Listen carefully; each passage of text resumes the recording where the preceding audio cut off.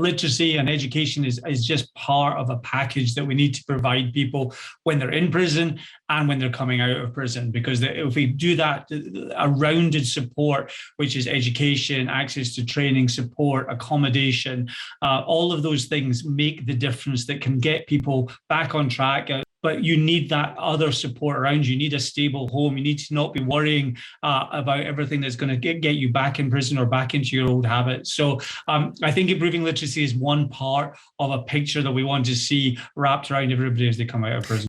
I think it's very welcome that we're going to have a proper, long, hard look at education in prison, because I think that, as you say, what we needed to do is a lot of things. That absolutely the core of that is giving people those skills in literacy and maths and numeracy.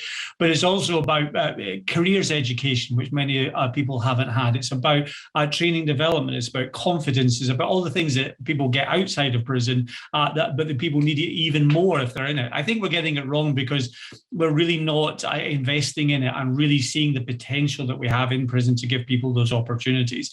But also a lot of that does happen in prison, but then it gets lost as soon as you come out. Exactly as one of the inmates said. She said, it's great that I've got this, but I can't give it to a landlord. If you're coming out and you've got to spend all your time getting your benefits right, finding somewhere to live, doing all of those things, then all of that benefit, that confidence you might have got in prison from education will get lost as you get stuck in a system that's not set up to help you. So it's really, I think, why we get it wrong is because we see them as separate things. We see a sentence, we see education, we see what happens afterwards. And what we do is we need to really join them all up and make sure that people get that rounded support. That means once they're in, they're really looking and seeing positives about what they can learn and develop while they're there.